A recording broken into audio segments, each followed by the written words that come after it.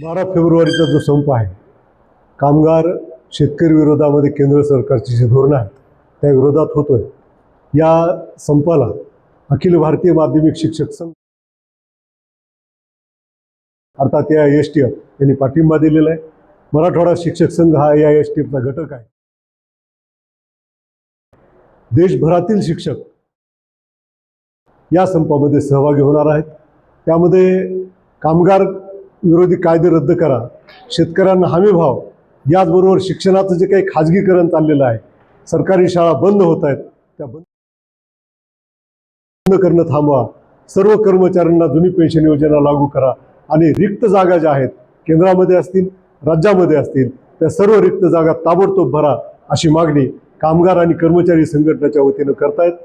देशभरातील शिक्षक, मराठवाड्यातील शिक्षक या संपात मोठ्या संख्येने सहभागी होतील आणि प्रत्येक तालुका स्तरावर, जिल्हा स्तरावर कामगार कर्मचारी संघटनेच्या वतीने जे आंदोलन उभारले जातील त्यामध्ये देखील शिक्षक मोठ्या संख्येने भागीदारी करतील। धन्यवाद।